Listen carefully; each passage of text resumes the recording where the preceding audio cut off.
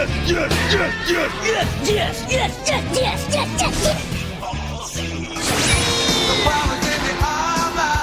incredible! It's not a cartoon, it's anime!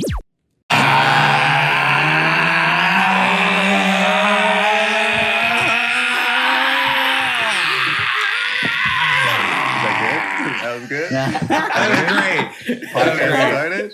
Yeah, he got too, buddy. Bro, he cut off his power when we were still powered up. I couldn't get anybody. We straight? Did we do it? Are we done? Are we I powered think up? everybody beat. That's all we need, right? I was still running around. I was still running around the chair when you stopped powering up. Still doing laps. You caught up and study, really. Well, anyway, welcome to another episode of Animeshun. The squad is somewhat back in the building. You know, got myself, Brennan, Rob. A little bit. We got a special guest. No Ice today. He couldn't be here with us, but you know he'll be here at some point. Back when we come back in the studio next week. We got a special guest though, Sincere. If you don't know who Sincere is Tony Baker's son. He does a lot of editing for Brennan's company, Transit Pictures. He works with Tahir a lot. Actually, he works with Tahir. Yeah, he does a lot of work with Tahir and stuff like that. So you know about him behind the scenes. You probably seen his stuff with Tony because you know he be with Tony. That's his son, of course. So if you know Tony Baker's Star of the character, Cut Through. The Cut Through, or if you've seen the Cut Through, he's one of my favorites. One of my that's favorites. He's also in a lot of Tony Baker's content. But my favorite is I personally believe that Sincere inspired a character of Tony Baker's. What's his name, guys? Abernathy Nevers is 100% inspired by you. I don't know. Exactly. He literally makes those sounds. He 100% makes those sound effects consistently in the office. Every time I'm always just like, that is your dad. If you ever heard the joke where Tony's like his son spilled something on the table and it just kept coming towards him and he's like, that's Sincere. That's me. And that was my favorite. My favorite sketch of Sincere is when Tony gets slapped by during Monopoly, and it's like he's like $2,000, and he's like, and you see Sincere's face go like. But anyways, he's actually finished Jujutsu Kaisen, so I wanted to bring him on to the podcast because I went to the studio the other day. He said he thought it was fire. He said he finished it in 2 days. He was all in. So we are doing episodes 9 through 12 this week, y'all. I rarely ever say this, but I'm gonna start saying it from now on. Spoilers, if you don't know, and possible spoilers for other shows, because sometimes when we do our questions, we compare it to other shows. So everything knows possible spoilers to other shows. So let's get into Rob's recap. Yes, sir. So episode 9, we start with the mysterious person we met at the end of the last episode. This dude named Junpei. Probably pronouncing that wrong, so forgive me. He's just this movie nerd that gets bullied at school. And he headed to the movie theater only to see those same bullies talking over the movie he was hoping to see. But as he sits there just hating them and hating his life, he watches Mahito walk over and kill them, completely deforming their bodies. He chases Mahito into the alleyway, but instead of confronting him about the murders, his only question is like, hey, can you teach me how to do that too?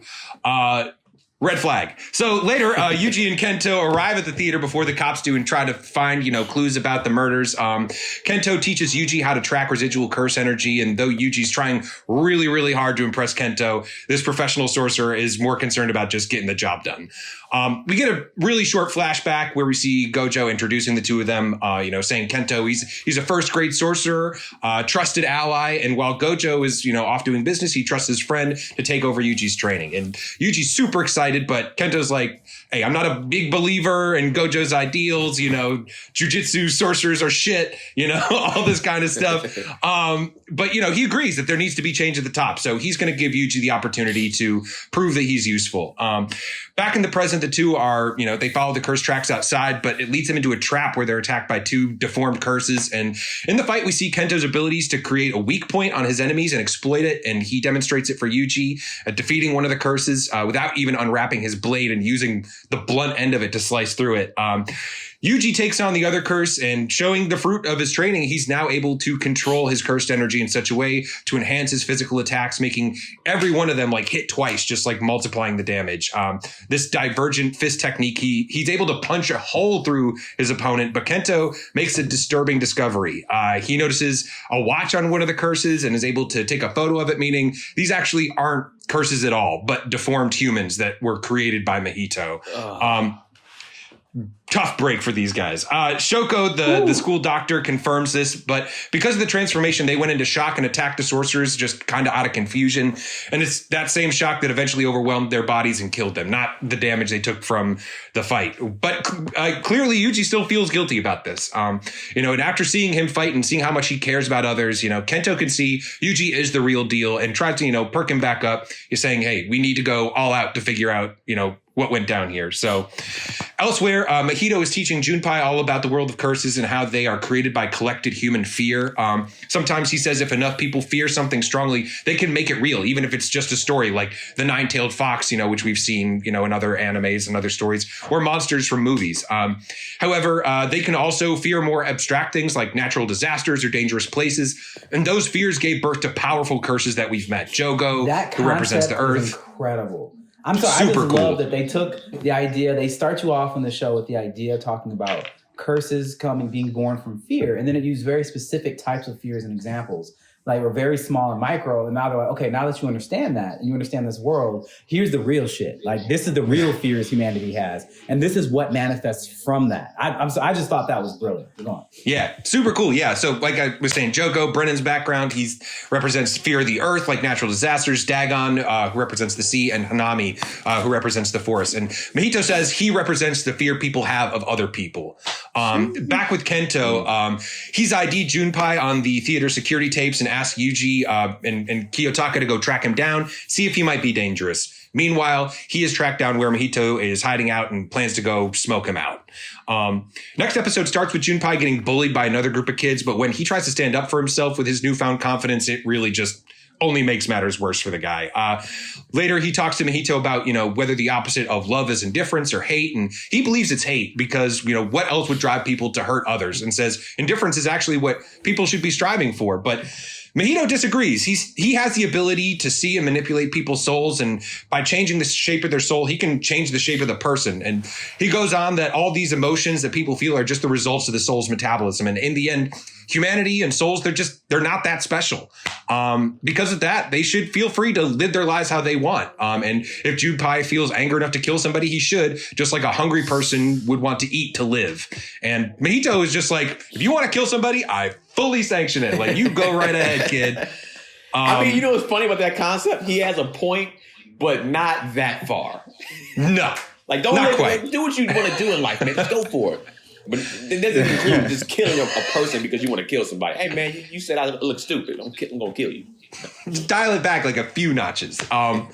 As Junpei walks home, Yuji and Kiyotaka follow him in the car, and they come up with a plan to sick a low-level curse on him just to see how he reacts. And if he has the ability to see or even fight them, then they can react better when they have an idea of what he's capable of. And Kiyotaka says, we should run if he demonstrates the ability of a grade 2 sorcerer. And Yuji's just like, well, I've taken out grade 2 curses. Like, why not a grade 2 sorcerer? And we kind of figure out here, Kiyotaka explains, like, well, the way things are ranked, sorcerers are ranked on the kind of curses they can beat. So actually, a grade 2 sorcerer would be more equal to a grade 1 curse and out of their league. So we get a little bit better understanding of how their ranking system works.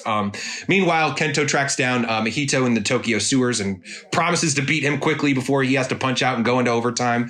Mahito, however, is no chump and reaches into his stockpile of human bodies that he keeps shrunken and handy, using them as weapons against Kento. And then we go back to Junpei, who's returning home and sees an out-of-touch teacher waiting for him on his doorstep. And he's just like, hey, why haven't you been in school? Like, all your friends miss you. And completely mistaking that these are the bullies that are torturing this kid. And it's enough. Junpei almost murders this dude right then and there. But Yuji jumps in, chasing down that small curse that got away from him. He captures the curse and, wants to question Junpei alone. So to get rid of the teacher, he just like pantses the dude and like takes off with him. And while Kiyotaka chases after the other curse, that got loose, Junpei, realizes when he comes back that Yuji is one of these Jujutsu sorcerers, but, agrees to go with him. Back at the fight, Kento is struggling to hit Mahito, and when he does, it doesn't even seem to hurt him at all. Even with his special weakness, finding technique. Making matters worse, Mahito becomes faster and stronger by manipulating his own shape, landing a blow on Kento, and the only reason he doesn't transform is somehow he subconsciously protected his soul with his cursed energy. But he's like, if I get you a few more times, you won't even be human anymore. So Kento's like, all right, might be time for me to go. I'm gonna head out. And Mahito thinks he's at his limit, but when the clock hits 6, Kento goes into overtime, loosens his tie, instantly increasing his energy and strength. And he explains that his technique doesn't just work on physical objects. It can use on, it can be on living things. It can be on, just objects. And he can also even divide that into time. And, Mahito is thrilled to see, all these kind of powers. Can't wait to experiment on Kento, see what his soul can take. But that same excitement gets him distracted, and he gets caught by surprise when Kento cuts off his legs and buries him under a pile of rubble, allowing him to escape and come back, with some backup another time. Hold on, Rob. You hear background noise? I do. I think that's Brennan over there. Yeah. Do you have another room you can go into possibly, or no? I don't, but keep going. I'll figure it out. Okay. Okay. Okay, so Yuji tries to basically reach Kiyotaka before he starts questioning Junpei, but can't get a hold of him. So he just comes out and asks him, hey, did you see anything weird at the theater the other day? But Junpei says no. He only recently started seeing curses. Yuji seems satisfied, but still wants, to wait until Kiyotaka is able to get there to, answer some questions. In the meantime, the two just start talking about movies, strike up a quick friendship. Despite Junpei recognizing that he's, a Jujutsu sorcerer, possible enemy, they get along, and Geto is watching in the distance, and just everything's going according to plan. Later, Junpei's mom shows up, and she seems friendly enough, even though Junpei is embarrassed by her smoking, and she invites Yuji over to join them for dinner. Geto goes to the sewers after that, finds Mahito slithering out from under some rubble, and, Mahito tells him all about his fight. And, basically, he saw how powerful this dude is, but showing, basically this fight also taught him how to use his abilities stronger. So this dude's only going to get better with every fight that, he's in.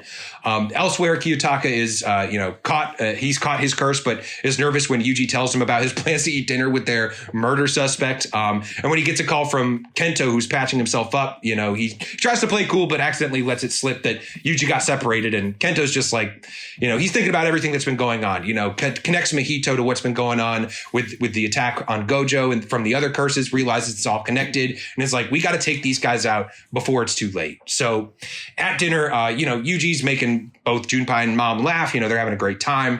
Junpei's mom falls asleep after a few beers, and they're just hanging out. They're going to watch a movie, but before they do, Junpei asks him, have you ever killed somebody? And would you ever kill an evil Jujutsu sorcerer? And Yuji says he's never had to and doesn't really plan on it, even if they're a bad person, because he's afraid that, if he starts judging some lives worth killing, then the other lives around him will just start to mean less. He'll lose the worth of a human life.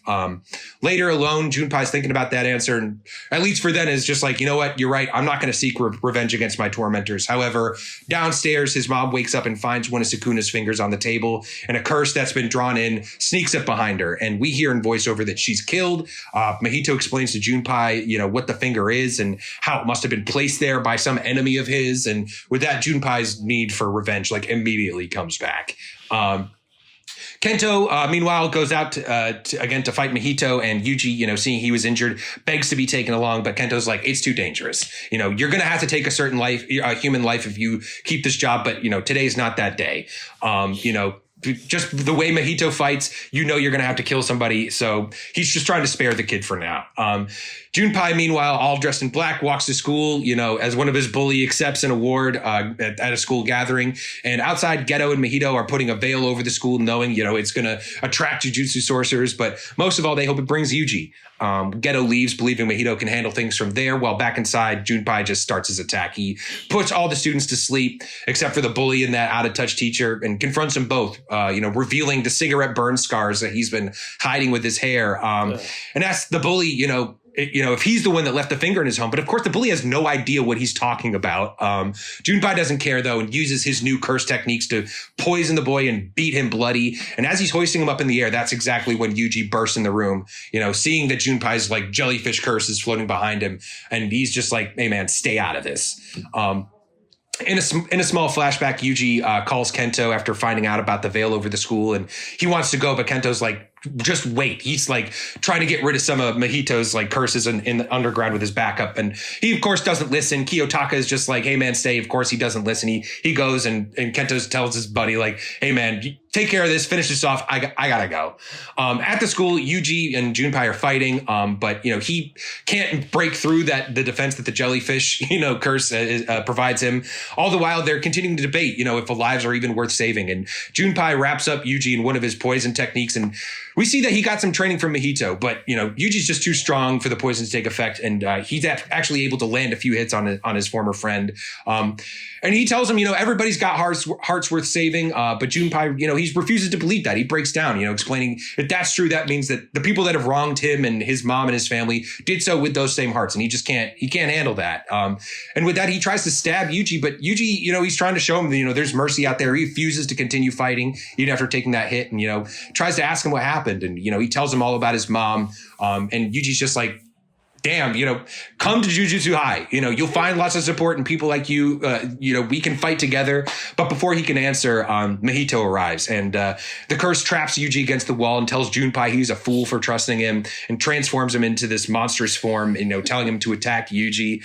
And Yuji's just horrified, refusing to fight back, begging Sukuna to heal his friend, saying he'll give anything. But the curse refuses. And, just laughing with Mahito. But this Mahito on a sidebar just realizes, hey, this probably means Sukuna just can't do it. But, he's just torturing the kid. Slowly, though, Junpei runs out of energy, collapses dead on the ground, and Yuji just fucking snaps. In a rage, he just starts pummeling Mahito, like promising he's going to kill this dude. To Mahito's surprise, Yuji's attacks are actually able... Hunter vibes with Gon, I would say that. Gotcha. Like not as gangster, but almost, yeah. Yeah, but I'm just saying, like the vibe of it, like how he was like, "I'm gonna kill you." The way he said it, I was like, the closest I've seen to that was how Gon said it to Pitu, or whatever her name was. And the art right there was crazy. Yeah, it was crazy. I loved that. Very cool. To Mahito's surprise, Yuji's attacks, they're actually able to hit his soul, damaging him. But, he still hopes to force Yuji into some sort of desperate fight. So he's, lets Sukuna take control. And he's changing all his shapes. His limbs are becoming weapons, almost kind of looked a little bit like the Parasite show we watched. But there was, there are others that, could be intimidated. Yuji buckles in and takes the damage while continuing to attack the curse. However, Mahito is eventually able to impale Yuji on some spikes in close combat and uses the opportunity to try to reshape his soul. But when he reaches in, Sukuna's in there waiting, and he rejects the attack, telling Mahito, listen, we had a good laugh about a minute ago, but you better know your place. I loved it. It's enough time for Yuji to regain his composure and counterattack, headbutting and kicking Mahito's face in. But before he can finish him off, Mahito turns his arm into a giant club and nearly drops it down on Yuji's head. But lucky for him, Kento arrives just in time to save Yuji. Yuji catches him up on everything that happened. And when he realizes Yuji's attacks can actually damage Mahito, he's like, all right, it's time for us to team up. We're going to take this guy down together and finish this once and for all. And that's what we'll pick up next time. Oh, I'm excited because the next episode is Fight Back. I already know it's coming. They setting it up for it. It has to be. I almost watched the episode. I almost watched it too. I almost watched it, but I was just too tired. I was this close. Rob wanted to. I talked to Rob after he saw it. Rob was just like, I am ready for the next episode. Oh, absolutely. Yeah. And I feel like very high. Well, I'll talk about that in my little spat at the end. But thank you, Rob, always for the Rob recaps. Always great as always, precise, tight, loving it. So this is the question portion of the show. Is I that's for Brennan keeping people humble. The question portion of the show. So let's get into it, man. This show, just now you can see on the show is it's not just about like just regular curses. People can be cursed and stuff like that. Do you believe that someone can be cursed in real life? Do you think curses are real? And do you think somebody can be cursed in real life? Yes. I have people I have people that I grew up with from other cultures. I definitely want to hear Brennan's answer because he's been to a lot of other cultures outside the country, so I want to hear his answer. But I've just seen some things that just didn't seem normal. As far as I can really explain it, to be honest, it just wasn't normal. I wouldn't cross anybody that dabbles in that world. Me personally, I wouldn't cross anybody that dabbles in that world in a way. So I don't know to what extent. I don't know if it's like, of course, like how this is, of course, like you can just transform somebody's body, some shit like that. But I do think that, we were always told as kids, don't eat the spaghetti for the lady, man. They be dropping that menstrual cycle up in there and they can just turn you into a love bot and you be sitting there zombied out. I have never heard anything like that before. You've never heard that before? What was that movie that just came out? Like Summer's Eve or like Midsummer or whatever? Midsummer. That shit was wild. That shit was crazy. But yeah, we've definitely, when I was a kid, my mom always told me, like, if you date a girl from the islands, don't ever eat her spaghetti because they put their menstrual cycle in the spaghetti and it pretty much, it can mess you up and pretty much have you like in a spell to where you're just doing you're a love slave pretty much. I'm gonna get the Brennans later. Go ahead, Rob. I mean, I don't know. I've never seen anything like that. I'm saying that because Brennan, I know you probably have more stories or something. I don't want somebody to have to follow you. That probably. Fair enough. No, I certainly know some people that it felt like if they didn't have bad luck, they'd have no luck at all. I certainly know some people like that. The only person that I know that's just like I might have been cursed is actually Andrea's dad will not eat shrimp. He used to love shrimp. Said he dated some girl like that, identified as a witch or something like that. And when they broke up, she was just like, all right, like you're going to see. And now he's just like, every time I eat shrimp, I get so sick. So he thinks that he was cursed by this girl and it's the family legend that he got cursed and he can't eat shrimp anymore. So, maybe there's something out there. Maybe there's something to that. Sincere. I mean, I probably think curses exist in real life. I mean, like, I don't think it's straight up, definitely not to the extent of this show where they like manifest, but we just can't see it. I just think like probably falls in the same line as like karma, like other cultures believe in like that karma stuff where it's like you put that negative out there, it's going to show up somewhere else. So I just think it falls in line with that pretty much. I mean, I don't have any experience with getting cursed or any supernatural experience with it. Do you believe in karma or no? I believe in karma. He's like, yeah, I mean, like, if you put that negative out there, it's gonna show. Like, it's just like people reap what they sow. Sure, I can see that. Brennan. Actually, I'm gonna piggyback off of what Sincere said, in the sense of that I personally, you can't tell me that you've never met a person that gave you a weird feeling that was just negative. You can't tell me you haven't met somebody who seems like they just have a dark cloud that follows them wherever they go. Man. I believe that, energy is everything. And so, in vibes, like I was saying, that vibe you get from somebody is, for me, a transference of energy. And that vibe that you're giving off, that transference of energy, goes into the karma because, energy can't be created or destroyed, only transferred. And for every action, there's a reaction. So if you're putting out a negative vibe, which means that those vibes are coming from you and transferred out into the universe, there has to be a reaction from that. And so for me, that can be perceived as being cursed. Is that no matter what you do, no matter what you try to do, no matter what's going on, it always just ends up poorly. The way you perceive it is poor. The way that people perceive you is poor. I've seen people like that. And to speak to what Keenan said, and I think that base concept is expressed in so many different like languages, cultures, and just like things. And so for me, honestly, I really don't know much about like witch doctors and like that kind of stuff. Like you actually I've almost never heard anything like that. Like most of the people I've been around is like, yo, check out these crystals or whatever.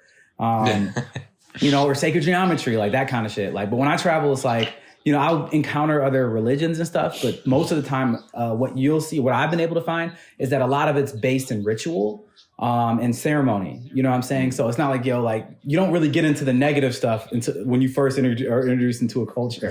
They're normally like, let's show us your best thing. So I don't know too much about the negative side because I haven't spent enough time living somewhere else to be like, okay, cool, you done broke somebody's heart. Now you about to catch this wicked, spaghetti or shrimp or some shit. You know what I'm saying? Like, I haven't been there yet, but I will say I agree with Sincere that, what we put out is what we get and there is more to that than I think our science and even sometimes a lot of our religions explain. It's just like, just take it to baseline energy transference is the way that I like to look at it and say that, yeah, some people really do put out negativity and, that could seemingly be a curse on them. And yeah, I'd call it that. Yeah. You ever seen the movie Thinner? Have you ever seen that movie before, boy? Yeah, that shit is wild. And I agree with just the last thing to say. I definitely agree. Have you ever seen somebody and met somebody that had negative energy, and then they meet somebody that was cool, and all of a sudden that person just started getting a bunch of bad luck? It's kind of like what you said, that energy kind of transfers. It's like, damn, I've dated somebody. I was just like, I was going good before I met your ass. Like, life was great. All right, next question. So we talked about earlier about these humans being transformed, man. Do you think those transformed people that Yuji and Kento fought really died from shock? And if they didn't, do you think Yuji should feel guilty about it or having to kill these people at some point? Rob. Listen, I think the doctor was just trying to, I think she was just trying to calm Yuji down. I mean, he punched a hole through that dude. And when they cut to that dude, he was sitting there like, you punched a hole through me. And Kento cut that dude's limbs off. They 100% killed those people. Like Junpei, maybe he probably died from shock because he didn't even take a hit. But those two dudes, they killed them. That happened. Now, I don't think he should feel guilty about that. They were transformed. They were monstrous. There's no way they could be able to be transformed back, right? And it was in a life or death situation. If they hadn't done that to them, those people would have had no problem ending their lives either. So they did what they had to do. I feel bad that Yuji feels bad, but he did what he had to do in the line of duty. Brennan? I'm a big believer in that. If you're going to eat meat, you should be willing to kill it. And I think that's a really good way to look at what Rob just said, is that I fully agree with everything Rob said. They're just telling them something they need to hear so that they can do their job. That doctor knows for a fact. If they knew a way to reverse that process of what he was doing to them, then there would be a whole different conversation. But let's keep it real. They're just now being introduced to this process for people for the first time right now. And it's a couple facts that are right in front of them. Number one, they are literally look like monsters. Number two, they attack us immediately upon seeing us. And number three, we don't know how to fix it. So they're dangerous to us and others, and they're no longer able to be human again. So what else do? If you can't capture them, you should kill them. It's that's the only two options. And capture doesn't seem to be too possible for things that big and powerful. They haven't even shown a way of capturing things yet in the show. So I'd say that I fully agree. This is, absolute, tell you what you need to hear because it's necessary to get these things done, and you can deal with your emotions later kind of situation. Sincere? Yeah. So I don't know if they killed him. I mean, probably Kento killed the limbs chopping off, but that other spirit that Yuji punched was still kind of alive. So I don't know if they killed him. But I definitely don't think that Yuji should feel as guilty as he does, because as Brandon said, there's no way, there was no other way besides capturing, and that didn't seem to be a possibility in that moment. So it's he shouldn't feel as guilty, but I can definitely see why he would feel guilty, just because they once were humans, and it's just, I mean, that's his job now. That's what he has to do. And he has to come to terms with that. Yo, I just want to point out real quick, this is by far the most I've ever seen Sincere speak. I've worked with this brother for years now. That right there, that amount of words that he just said might accumulate as many words as I've ever heard him say in my life. I just want to point that out. Yo, you are doing your thing out here, Sincere. Thank you for contributing to today, because I had no idea. I had no idea. I mean, I pretty much overall agree with y'all said. My thing is, even when I watch all this anime, or even in real life, it's when you get into a job where you have to physically harm somebody, death has to always accept that this can happen, and that always kind of not this thing bothers me. But if this is me, it's damn, people are human. But it's as soon as I accepted this, I'm in. I already know this is a consequence of what I might have to do. So. I don't think he should necessarily feel bad. Like you said, it's for everything which I said, it's at the end of the day, these people right now, there's no reverse. There's no turning these people back to human. There's nothing like that. If there's we could possibly save you, then cool. Other than that, I'm hey man, be a quarterback. Short-term memory, man. Kill him, get him out. next one, bro. Get to the next one. At the end of the day, it's my life or yours. And when it comes down to something like that, and there's no reverse to help you out, hey, man, I'm picking me every single time. Yeah, everybody's told him this is a dirty job. Yeah, and he's like, and now you're going to be like, well, wait a second. But shut your ass up, man. All right, next question. So they're talking about, like, there's he wanted, what's his name again? The kid with the hair over his face with the cigarette. Oh, Junpei, something like that. Junpei, yeah. He was talking about, like, he wanted to have the power of, like, being able to, pretty much kill everybody that, that he hated. If you had that power, would you push the button to kill everybody you hate or kill everyone who hates you? Brennan, this is Brennan's question. Go ahead, Brennan. I think this is an easy answer, personally. I'd rather kill people who hate me. And the simple logic behind that is that it's way better to deal with the devil that you know. And so for me, I'm just like, if you hate me and I'm not aware of that, that could be super detrimental to my future in a horrible way. It's almost kind of like the way, I'm just saying, it's almost kind of like the way they compare racism in the North and the South. Like, I think I read this in Malcolm X's book, where he said, racism in the South is like a wolf because it'll attack you in packs. They'll show up to your face and let you know. They'll show you their teeth. But in the North, it's like the fox. It'll bite you in the back of your neck when you're sleeping. And that's like way worse because you had no idea it was coming. So for me, I'll take the wolves. I want to know they're there. I want to be able to identify them and plan accordingly. If you hate me, really, truly hate me and wish bad upon me and are in some way associated with me, then I'd rather you die. Like, damn, I did not expect Keenan to die today, but wow, that's crazy. That's crazy. I had no idea so much ill will was had towards me. I'm really saddened by that, but I'm really happy that someone who's dead and had bad intentions towards me I wasn't aware of is gone. I'll take that. Well, that was why I was laughing so hard, because I was like, what if Brennan walked into transit on Monday and just like, hey, where's everybody? First of all, thank you. That depiction of my voice.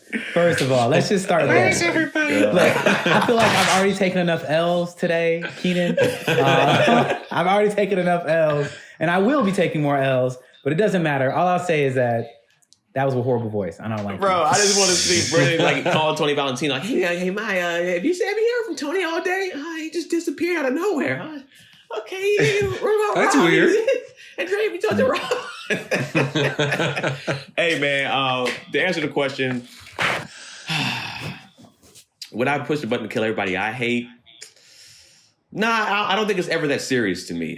This is a hard question because we have to. No, you have to press the button for one of the two. Yeah, I know, exactly. And that's what I was getting towards.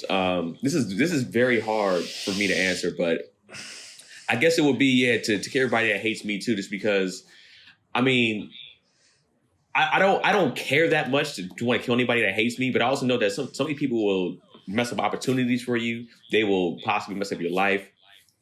If I did walk at the transit on Monday and Brennan was gone, bro, I'd be like, huh. I like to just point out that Rob, I can just tell by Rob's face and the way he's moving around, he completely disagrees with us. And he's going to have a really good argument. Like, there'd be a lot of politicians dead. There'd be a lot of, I just see government leaders are going to be dead. I already can tell. He completely disagrees with both of us right now. It is very obvious to me. Okay, that's just my answer right there. We're going to Sincere first, and then we'll hit Rob. I feel like Rob's going to have something great to say. Go ahead. I don't know, man. I mean, like, yeah, like, so when I first, looked at this, I would go with, like, the people that hated me just because, like, ideally, I would not click either of the buttons because I wouldn't want to see people, die like that, Too bad, Sincere. Yeah, so if I have to choose, then it would have to be those who hate me because it's just, like, I mean, as both of you said, like, it's just, more advantageous. It's, like, it's better for myself if Rob is about to destroy all of us, bro. I want to see what Rob has to say. Yeah, I know, right? Real quick. This is how I see Sincere pushing the button. That would be such a struggle, It would be so, I don't know, bro. Like, because you're ending people's lives, one push. Look, all I say is when we play Super Smash Brothers with the Office of Sincere, this brother in the last life will not breathe or blink for either one. This is a video game. Imagine what he'd be like dealing with people's lives. You know what I'm saying? That's different. You respawn. You got 3 lives. Come on. Work with me here. All right, Rob, the floor is yours. I mean, I don't know if I'm going to blow anybody away here, and maybe I'm just a little bit too much on some light Yagami shit. I'm not sure, but like, yeah, I knew it. If I hate you, I feel like you deserve that. Like, I don't hate a lot of people. I don't even think I hate anybody I know. Like there are some people out there that I'm like, I hate this dude, and I would be so much happier if they were not in this world. And honestly, if some people hate me, maybe I deserve that shit. I don't know. And you know, there's a kid that got hit in the head with a frisbee long ago. But like, at the same time, like, you know, if I still got enemies out there, you know, that'll keep me on my toes. You know, that'll keep me sharp. You know, I want to make sure that, you know, I still got people out there keeping me honest. I want to know who Rob hates. That's what I want to know. I want to know who Rob hates. I mean, that's the thing. Like, give me the button and you'll find out. Hey, Brennan. He said he doesn't hate anybody he knows. No, you know what's funny? Here's the difference between Sincere pushing the button and Rob pushing the button. This is Sincere. Just here's Rob. Oh, you're fucking dead. Yeah. Boom. Well, I'm not in that one. Boom. You're dead, motherfucker. Yeah. Oh, that's a weight off my shoulders. Yeah, exactly. I feel like I could pick at least 2 people on Rob's list, but I'm gonna leave it alone. All right. Do you think I could pick 2 people on your list, Rob? I think you could. You could probably pick 2 people on my list. It wouldn't be too hard. No, I don't think so. Okay. This is actually Ice's question. He's not here, but here is a question that Ice submitted. Ice is a hoe. I mean, there's some he is. What kind of sensei / teacher would you think you would be? And I'm guessing maybe in this realm, or I don't know about just in general. But what kind of sensei or teacher would you be? I'll go first for this question. Man, I feel like I would be slightly like Gojo and nominee. What's his first name? Forgot his first name. Kento. So Kento and Gojo. I think I'd be a mashup of both of them, because I'm going to definitely want to be giving a bunch of information and telling you. But then I want you to get that real world experience. I'm not going to push you off like a child. I'm like, yo, you got to get in here and get this work in, bro. Like, this is the only way for you to be the best. You know what I'm saying? It's like to put that work in firsthand. And then I'm going to also be a jokester. I mean, there's a lot of times you see Gojo, bro. I don't know if you watched, I think it was the end of this episode. Yeah, I think it was the end of this episode. I don't know if you guys watched it at the end or not, but, you know, did you guys watch it at the end? Yeah. Yeah, he sent them like a dick pic or whatever, pretty much. Yes. It was just like, he was like, I would be a fun teacher also. So I would think I would be a good mashup of both of them. Brennan? And you got to choose between them. You can just say what type of style you would be. I think I would actually be, I mean, I already work with kids sometimes. I really enjoy doing it. So I kind of already I love to teach, to be honest, like the end of my life. You know, as I get into my twilight years, I want to be like a college professor along those lines, because I'm a huge fan of giving back, because we can't take it with us. And so for me, I would say that, like, if I was to be teaching like sword skills or something along these lines, or like powers, then I think I would be like, if you remember in Demon Slayer, the sensei that taught him the water sword method shit. 100% that. Like, you know, he was very hands-on. He obviously cared a lot, and he was a good teacher, but he also put them through the fire and flame to be able to make sure they're protected. So I think that's kind of like where I would be, is like along that line. It's like, I'm fun with you. We're going to do it, but this is not going to be easy. Like, literally nothing about this is going to be easy. I'm going to put you in situations harder than situations that I hope you'll ever have to encounter. So you'll be ready for whatever you encounter. And I'm going to be there to support you and make sure it stays safe. So that's the kind of sensei I would want to be. Rob? I feel like my favorite character has changed every week with this show, and my favorite character this week is definitely Kento. I see a lot of myself in that dude. Oh, yeah. Just as far as like, thought that. I think I would be very much in his style, like and I think I'm like this as a person, where sometimes I can like hold people a little bit at arm's length, and then like, all right, you're cool. Like, I can see like you're with it, and like I'll open up to you and like teach you and like bring you in. But like I definitely feel like I'm more on his vibe as like a teacher. I did do a little bit of teaching, and it for me, like I've said on the show, like I'm not a big fan of kids. Like it was for me, like I was just like, what did I sign up for this? But honestly, I ended up having a great time. It was just like a little summer camp where they like made short films or whatever. And I had a really good experience with them. But it was something where at first I was just like, all right, like these are kids. And like I got to make sure like, I'm in charge here. But by the end of it, we were all just having fun. It was a good time. Yeah. Sincere? For sure. Yeah. I mean, just based off, to keep it in like the realm of the episode, it's like Kento versus Gojo, like I think Kento is probably like the better teacher, just because of like that experience that, Yuji had with him, like the hands-on. I think I would like to be a very hands-on teacher where it's like, I'm going to show you like the experience, right here. But I also respect like the bond that Gojo creates with the students, because Kento didn't really do that. He's like, I'm here to teach you, and that's what I'm going to do. I don't care if you like me or not. But I also, like having that connection with your sensei or teacher, I think is important. And I think it will yield better results, in my opinion. So that's the kind of teacher, like, teaching through experience, but also having that connection with the student. Yeah, I feel like when you're kind of like Kento, it can also be a little bit distant. So like there's like you feel like your teacher might not like you either. So you might not even want to go all the way there to even reach your potential. All right, next question. Out of the Jujutsu sorcerers we have seen so far, whose ability would you like to have? Not including Gojo, because everybody's going to go to Gojo first, of course. So you can't choose Gojo out of this. Sincere. Yeah. So when I made that question, I feel like I was thinking ahead because, I've already finished the series. But I'm going to just keep it, up to 12. Keep it contained. I don't want to. So out of, because you haven't seen... I think even at this point, you haven't even seen the second year, like, upperclassmen's abilities. Seen a little bit of them. Okay, yeah. So I guess out of here, I would probably just say Megumi, just because, I don't know, he has a lot of options, especially with how many monsters he has tamed. It makes every fight, like, instantly into, like, a 2v1, 3v1. So I think it's just, like, I don't know, very adaptable, very cool abilities he got. Yeah, definitely. I don't think anybody's going to pick this person. Maybe they will. And I'm sure my answer will change down the line. But I can't remember her name. But the main, out of the three, the main girl. Oh, Nobara?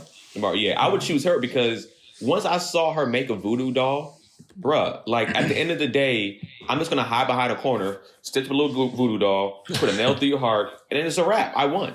Like, you don't ever have to even see me. I can long distance you. I can do anything I need to do. I can see you, make a voodoo doll, stab you up, twist your neck, twist your head. It's game over. Like, go ahead. With her thing, though, is like you have to have a piece of them. Or like you have to have something to represent them. Oh, yeah, so, like, she had to have that dude's arm. Yeah, yeah. And that's how normally when I've seen voodoo kind of work, you got to get a piece of strand or something. Yeah. Hey, man, I'll dress up. Sorry, I'll bump into you. It'd be like a private investigator or something. Hey, man, my head is for some reason. Oh, okay. And all of a sudden, it's over. That is so optimistic of you. Like, I would love. I wonder how that would work. I wonder how that would work against this guy. How would that work against this guy? Or I'll just pay somebody. I'll pay somebody to walk by you or something like that. You know what I'm saying? It won't necessarily be me. Or you disguise yourself. It don't necessarily got to be anything like that. And she made a doll fast.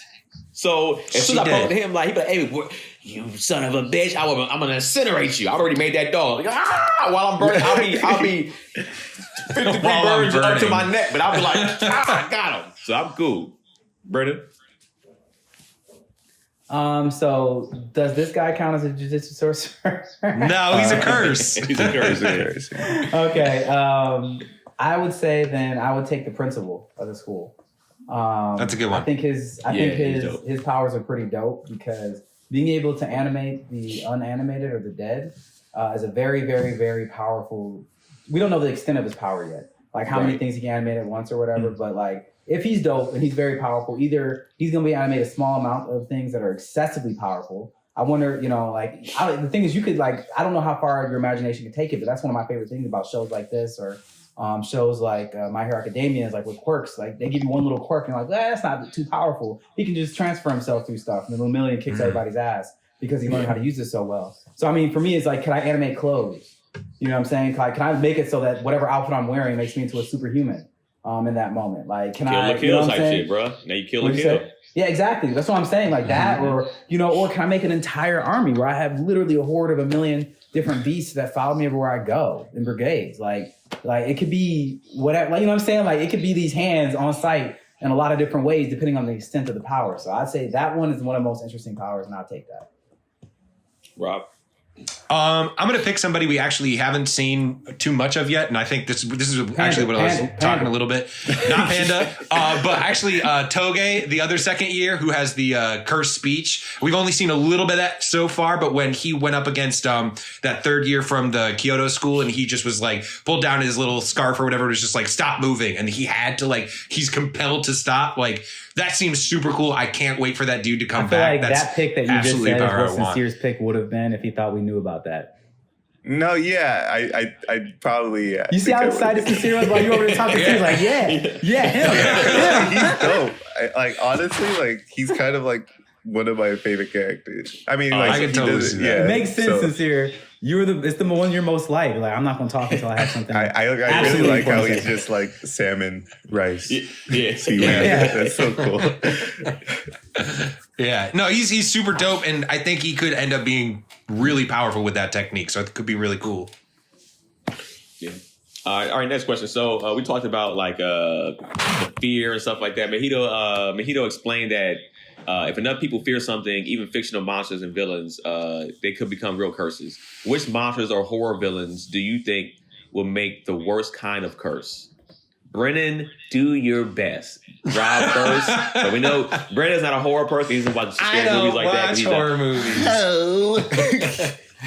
So you call it what you want. I told you my beliefs about vibes and about energy, and I don't see anything positive coming out of finding experiences like that. And I told you guys, what's funny? Well, I was gonna say my girl's the same way. That's why she don't watch a lot of scary movies. It's very similar in your vein. I get it. Yeah, I already made my argument on here before about how stupid I think going after haunted houses or going to scary places like that is, because there's no win. But that's neither here nor there. Yeah, there's ahead, literally Rob. No way to win that experience. But go ahead, Rob. Explain yourself. Well, I'm gonna pick some low hanging fruit because I feel like this character would fit in very well as a curse on the show. Pennywise, the dancing clown. He is the embodiment of fear and preys on the fear of kids, and the fact that kids can see him but adults can't. I think that's such a creepy boogeyman sort of character that absolutely would fit in this world. And even the fact that he can change his shape and appearance based on what you fear the most. I feel that's something that absolutely would fit in this world, would be something that these kind of sorcerers would fight. And I wouldn't be surprised, if we see some of these horror movie, type characters show up here. Yeah, that's a great answer. I thought you might have go to pick mine, but I would have to go. The guy that fucked me up for my whole life was Freddy Krueger. Him just getting you in your dreams. Now, either you being afraid of him or being afraid to go to sleep or anything like that. It's bro, this dude is going to terrorize you.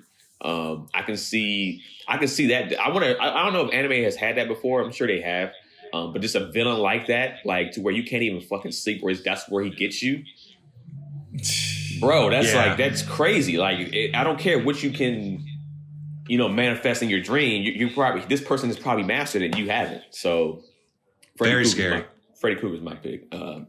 Sincere. Yeah. I mean, I can't really think of any villains because I haven't watched that many horror movies in my life. But not because I don't like them. I just haven't watched many. But I don't know. My mind just keeps going to Slenderman. Just I don't know. Just the way he looks, and just kind of. I think the whole because he spawned from an internet little pasta creepypasta thing. Mm-hmm. So I feel that kind of fits in the realm of curses of just a general fear of something.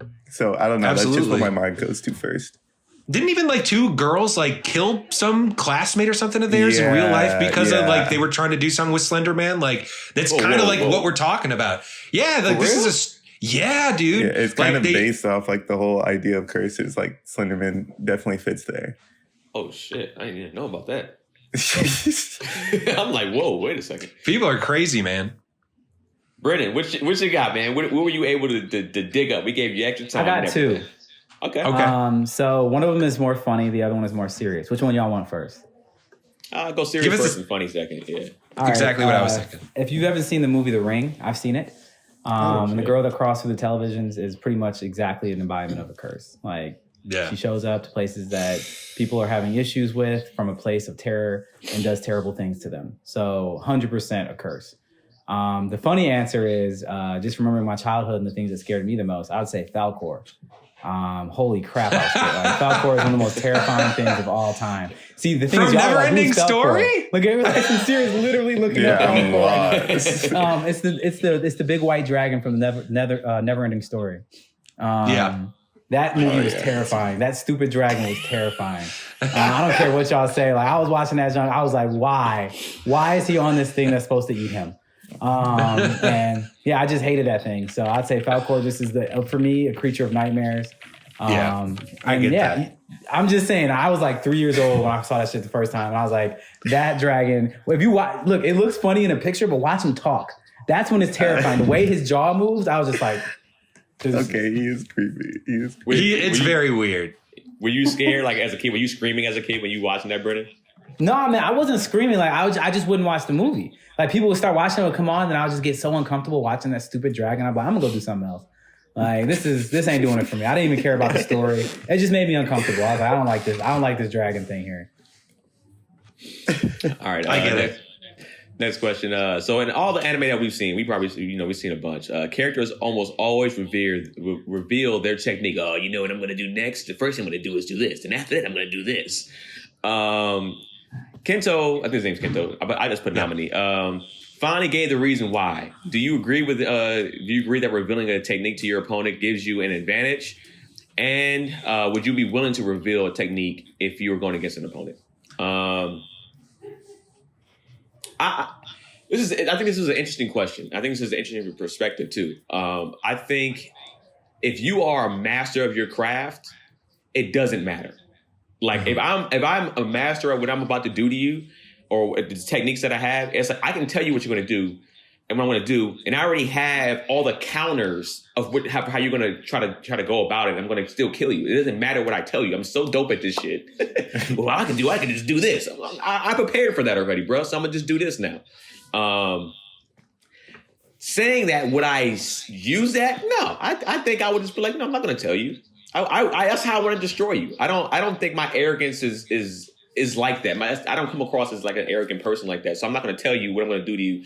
I know people out there like, yeah, I'm going to do this to you, and I'm going to do that to you, and then you just going to have to take it regardless. That's actually kind of scary because you can't stop it. But I personally wouldn't reveal my technique. I would just be like, all right, this motherfucker going to learn today. I'm going to keep it a secret because if they somehow escape, I don't want it to ever even get out. But oh, this is what he does, and now everybody else can prepare for it. Nah, we good. Rob? No, I totally agree. I would not. I think I can see it being an advantage, as far as like a psychological type warfare of just like, kind of like what you were just saying, like if somebody's so confident, they're like, this is what I'm going to do to you. And like, if you already know you're outmatched and you're just like, oh shit, like here it comes. I could see that being like sort of a psychological advantage. But personally, I wouldn't, for everything you just said, like, I want to keep it a surprise. I don't want that getting out. I don't necessarily want people devising ways like getting some kind of scouting report and figuring it out like before we even get there. You know what I mean? So personally, I think it's a little bit cocky. It can be a little bit arrogant. I can see it working for some people, but that would not be my speed. Yeah, I'll be like Hit from Dragon Ball Super. Like, you don't know shit. You don't know what I do. You might know when I'm fighting you at that point, but I want to be like an assassin, take you out, get you in and out of there. Sincere? Yep. Yeah, I'm not revealing, but like, even if I know I'm about to just like dismantle this dude, like I'm not gonna reveal it just because, like, keep them on their toes. They'll know what to expect, especially if I'm like holding back. Like, Kento was like, he wasn't in overtime yet when he was fighting Mojito, but like, and so like he didn't really reveal that he had like this extra cursed energy, and I don't know, I would kind of act like that same way. Just like, I don't want to give them any sort of insight into like what I can do. Because, certain people can find like that perfect, just like, analyze it.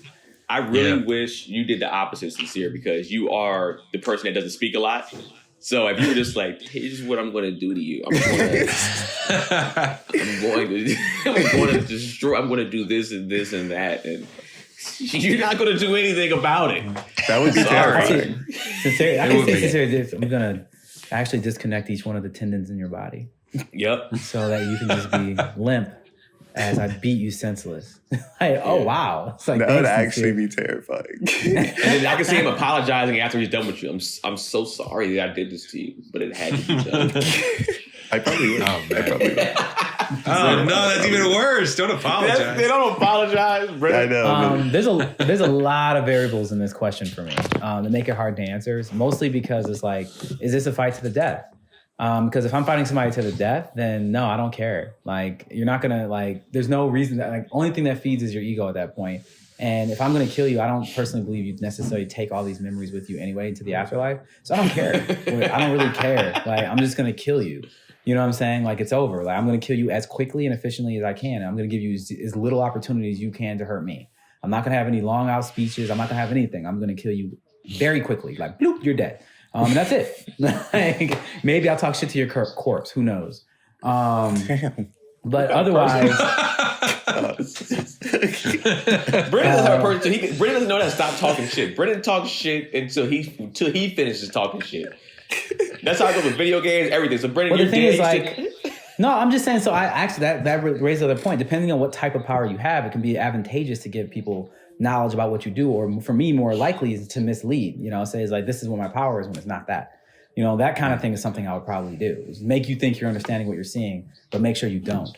But I'm a huge fan of, you know, psychological warfare, as anybody will know who plays anything with me or competes with me, is that you won't hear me and it's not just, I do enjoy talking shit, but I'm also doing more than that. You know, it's like, if you're fully locked in and focused on what you're doing against me, that means that that means you're at your best. And like, I do want you at your best, but I want to win. I want to win more. Is the point. And if I can talk shit to you and take you even 5% off your game, then understand I'm bringing that 5% too. I don't understand how people rarely pick that up with Brennan. I always see what Brennan's doing with that, and it gets under people's skin.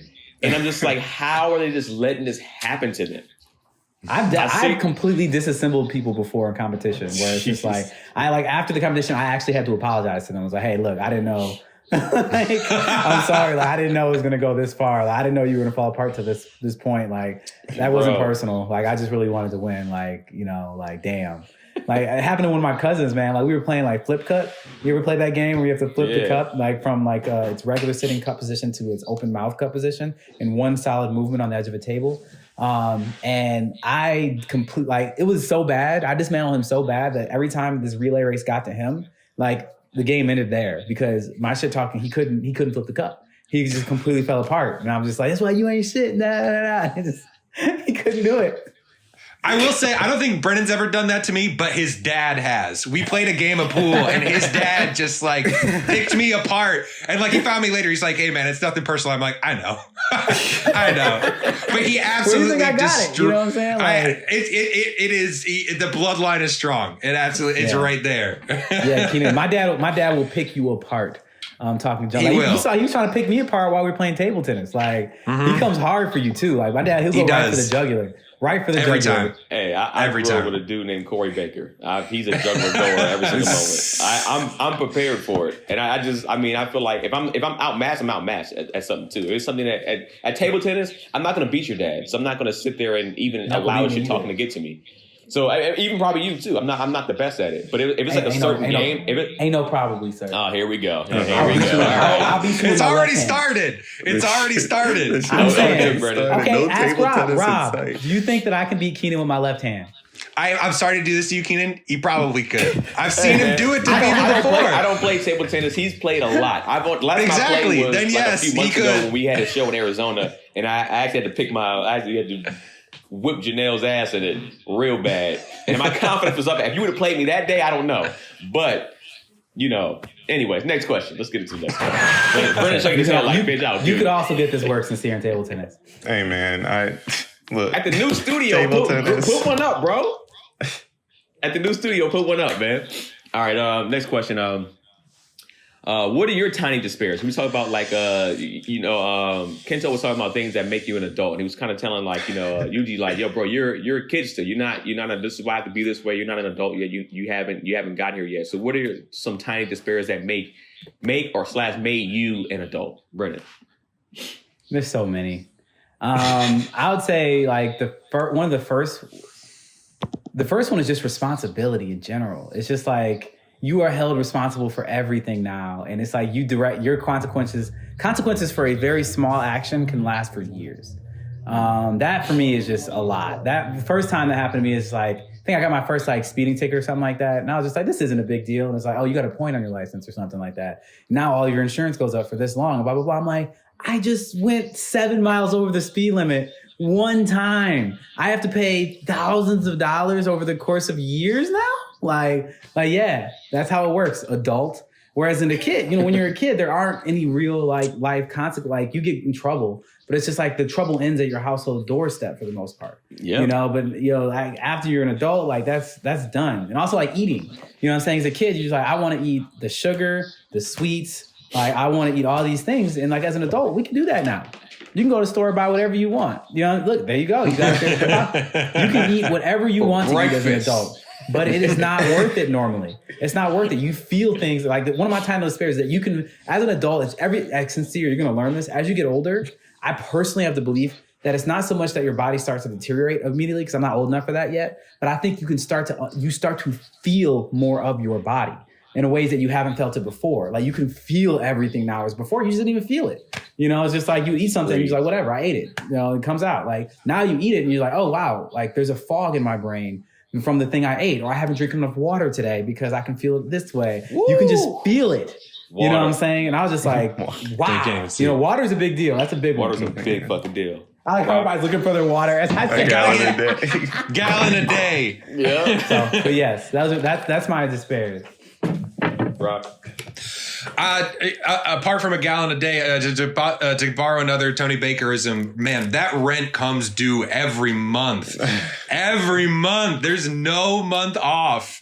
Yeah, bills and rent, like having to like, I remember like, as a kid, like you're just, I can't wait to be an adult. Like, you can do whatever you want. And it's just like, I mean, kind of like what Brendan was saying, like to a degree, like you could do whatever you want, like to a degree, but like, you got to keep a roof over your head. You got to figure out what to eat every day. Nobody's just like, all right, this is what you're having for dinner. Like you got to cook that, or you got to eat out, and like that's expensive and probably is going to impact your health. Like there are so many, but for me, like rent every month at the first, that one hits hard every time. It's just like when you see that coming on the calendar, it's like, shit, every time, every time.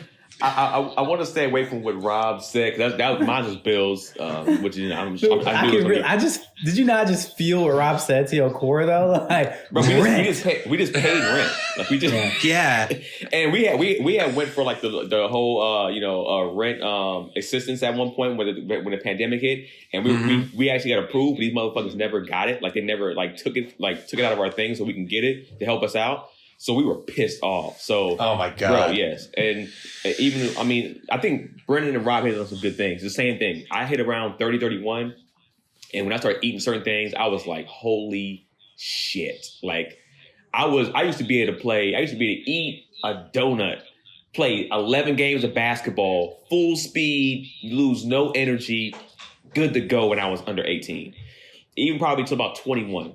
And then something just hit, was just like, bro, if you don't stretch, stretching, holy shit! Like we went on a walk yesterday, bro, and my back was like, "Yeah, bro, you got about 5 more minutes of this walk to get the fuck home." That was walking. That's walking, dog. So I guess for my tiny despair, I would say, I don't know if this is fully one, but like I guess like going like knowing that you have to go for what you're going for and go all in the sense of like, I guess your goal or your dream or whatever the case may be. As a kid, you can dream about 25 different things and be like, okay, that's that. Okay, that's that. At a certain age, you don't have time to just have like 45 different dreams and go for all that shit because you have, like you said, responsibilities. So it's like, you got to focus. It's like, as an adult, there's no more fun and games. You have to buckle down and lock in and be consistent. If you're not, shit is going to fall apart. Your life is going to fall apart. As a kid, you don't have to be consistent. You have normally 2 other parents, hopefully, unless you're a single, grow up in a single household like I did. It's like you have one person that probably is going to let you fall on when you're not consistent and help you get consistent again. Or you don't have to be consistent until you're 18, and then when you leave on your own, you just got to start to be. It can fuck you up for life. So I guess said so many things. Consistency. That's mine. Sincere. Yeah. So I'm 19. So, I'm 19. I'm at my mama's house right now. Yeah, like Bill, I just got a job a year ago. So like the only thing I'm paying for is like Spotify Premium. So like I've only been an adult for like a year, like legally under the law. I don't feel like an adult, So it's like, but I will You'll say find some, yeah.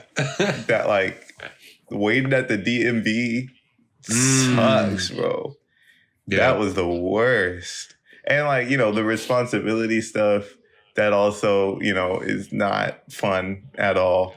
Filling out like you don't know anything about. I know. You don't even know it yet, bro. Just I'm so far. Like, yeah. My mom told me I got to start doing my own doctor's appointments, my own dentist appointments.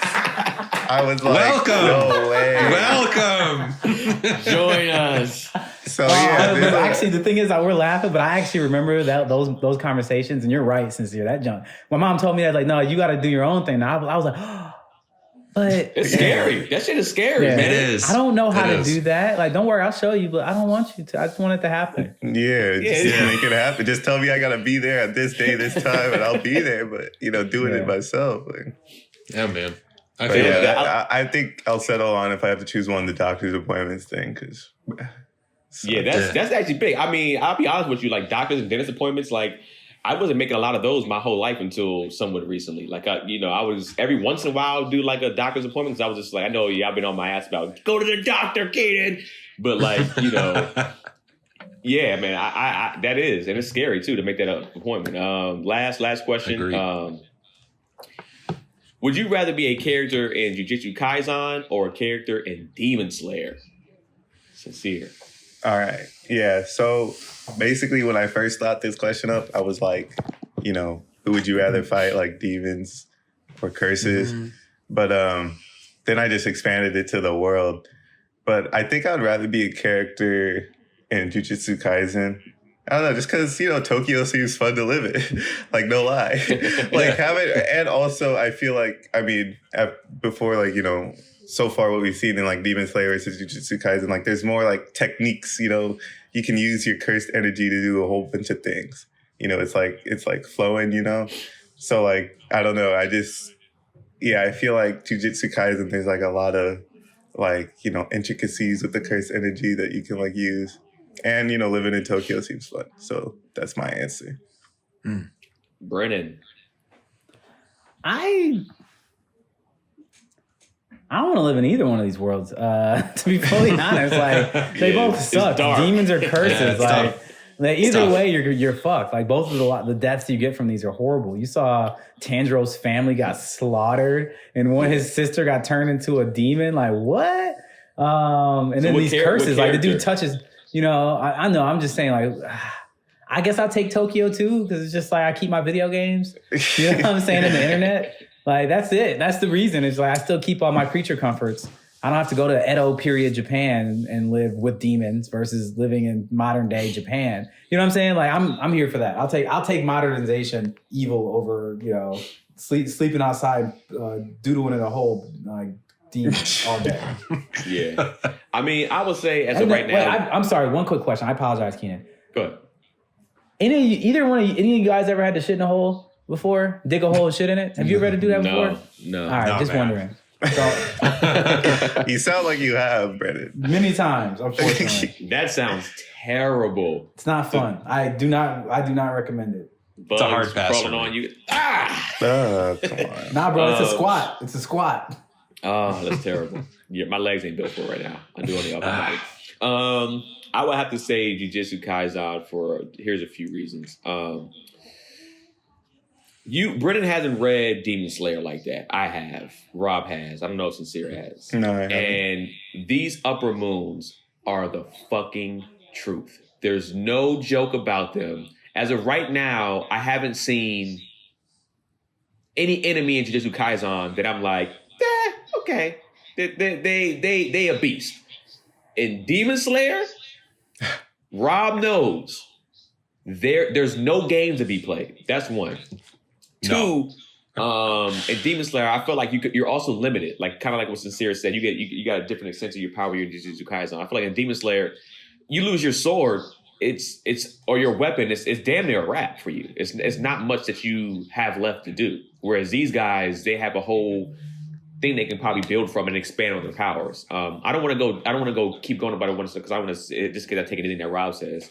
But those are my main things. Is just some of the characters in Demon Slayer, bro. Like I don't want no problems with those guys. Like I don't want no fucking smoke with some of these upper moons. Yeah. I don't want no smoke with them. So I have a question. Would this guy right here just get destroyed by them?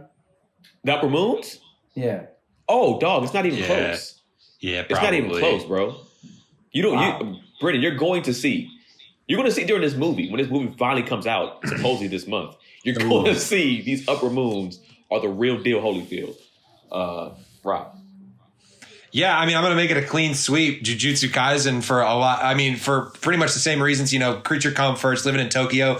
But even on top of that, like, if I get admitted into Jujutsu High, like, they have a much more rigorous, like, acceptance program. Like, if I make it in, I know, like, okay, I got what it takes to rise to the challenge against these enemies.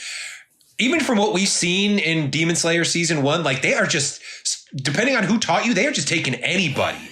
Like, they will just hand you a sword and be like, get up on the hill and see how you do. Like, they will just feed you to the fucking wolves. Whereas in Jujutsu Kaisen, like, I at least feel like, obviously I know there's some stuff going on with Yuji and some of the higher ups, like, gunning for him. But like a lot of these other students, like, they got support staff. Like, they're trying to make sure you're good to go. Like, they got, alumni coming in and like bringing you around. Like, Demon Slayer, they put a sword in those kids' hand and they said, go get them. Like, no fucking way. Yeah. No way. Yeah, I absolutely take Jujutsu Kaisen every time. 10 times out of 10. You're going to see that they're not even prepared. They did not prepare them for these upper moons, bro. They're not fucking prepared for this shit. And it's sad. It's sad, bro. All right, Keenan. I didn't say anything. All I said is they're not You're prepared. saying enough. You said enough, I think. Okay, all right, that's the end of the question portion of the show. We're going to give our likes, our likes and dislikes, and then our overall score out of 9,000.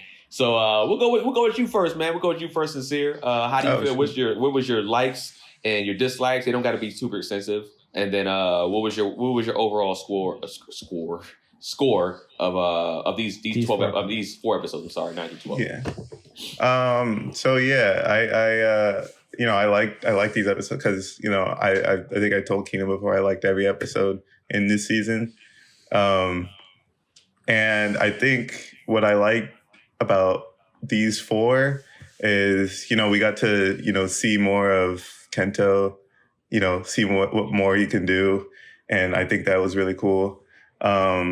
Also, I think I just like seeing kind of like a more direct effect of kind of like the curse's impact on like regular people, or like, how they can affect regular people, like how we saw with Junpei. And just kind of like the horror that it can bring to just regular everyday people. We also I liked kind of like the building on cursed energy and like what it kind of is and like souls and stuff like that. They built some more on that. But also kind of branching off that's kind of like one of my dislikes was it was a little like, slower. I feel like Junpei, like, just because he kind of like died, I don't know. I was expecting more from him. You know what I mean? They kind of set him up a little bit. Yeah, they set him up and like he was like in the intro, like, laughing with Yuji. So I thought he was going to become a student. So I was expecting more from him. And also just kind of like, yeah, there was some points maybe like when Mahito was talking where I just didn't really understand exactly what he was saying. Yeah. But, after a rewatch, I kind of got more of a understanding of that. But yeah. The score of 9,000. Oh, my score, yeah. I'll say off these episodes. Well, how intricate do you guys make your scores? Like, It's like it goes any 100 ranking. So it could be like 5,500 or 6,500. Yeah. You know, Oh, 9,000 will be a 10 out of 10. So you just gotta imagine the scale goes back one than it normally does. okay, yeah. So I would say these 4 episodes, I'll probably do 7,500. Okay. Yeah, he got it. Solid. He got it. He gets Solid. it. Solid. Yeah. Solid. Solid. Brennan. I think I'm pretty similar to Sincere on this. So I think that my favorite is actually that little character arc. What's his name again? The guy who died? Kento. I really like. Not Kento. That's Kento. Not Kento. He was a teacher. Junpei. Yeah, Junpei. I like Sure, his character Junpei. arc. It was very sad, but I also like that there's death in the show. I always value death in an anime because if nobody can ever die, then there's no real stakes. You know, that's one of the biggest. That's one of the biggest marks that I have on My Hero Academia is nobody dies. You know, except for what's his name, All Might's old guy or whatever. Somebody needs to die, and that was sad as hell. That was sad. It was sad as hell. But it's like out of 4 or 5 seasons, one person's died. You know what I'm saying? And it was like of natural causes, kind of like No, what's his name died? Who? Night Eye.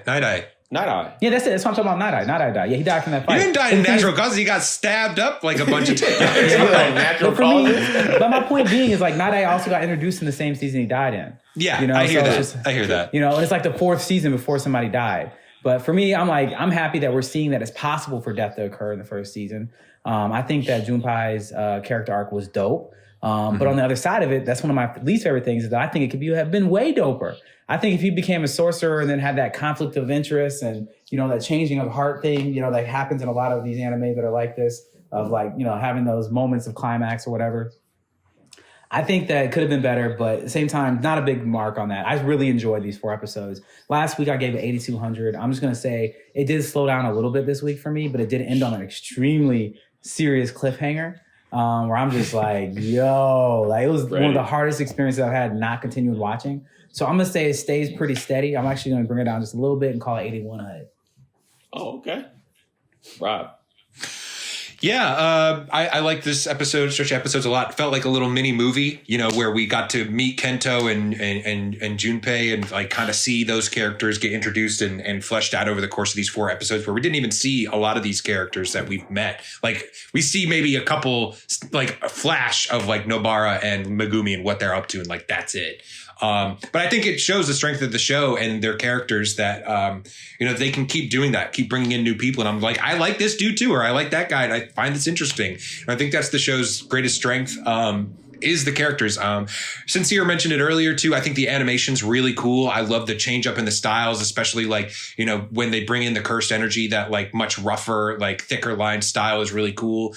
With Yuji's cursed energy, and you know, when he got really mad going into that black and white was really dope and impactful, I thought.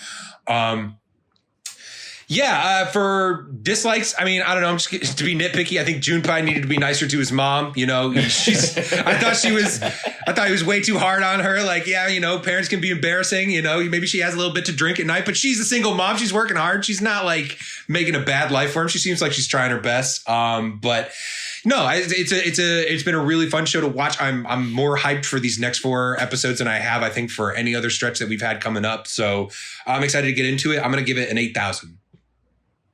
I honestly was not expecting Rob to be at 8,000. I was expecting, okay. Rob actually took exactly what I was going to say about the show's characters. At first, my least favorite part was going to be, where's Gojo? Where's my guys that I like? Where's my favorite characters in this show? And then I think by the 2nd episode, I was like, damn, this show is strong. Like, I'm not tripping on him not being here. So Rob put it perfectly. I do like, this show, man, is just, it just keep me interested. All the characters, this is some of the best, you know, bringing in the characters, and I'm not like, I don't care. I didn't have necessarily an issue with, was it Junpei or whatever, not joining the school and joining them, because I'm just like, all right, bro, I still want to see these other characters, to be honest with you. I wasn't tripping on him joining the school or not, but I did want to see him get off, though. I wanted to see him possibly become a main villain, maybe. That would have been super dope, and he's stuck in there. So that was kind of like, I guess, my dislike. It's funny when Rob was like, he should have been nice to his mom. It's like, bro, the anime parents are trash, and you had one that wasn't the best because he was an alcoholic. But dog, she didn't beat you. It's not the worst by a long stretch. Oh man, dog, she's probably considered a top tier parent in anime, even though she's an alcoholic. That says a lot. That's terrible, but that says a lot. I guess the thing I disliked the most was I think the pacing was a little bit slower. So that's if I had to nitpick too, it would be the pacing really of these four. It was a little bit slower than it was. I forgot what I gave the last four. I think I gave it an 8,000s also. I would give this one a 7,900. Still super high. Ison sent his scores in for me. So I don't have what Ice has. But 7,900. That's my score. Solid.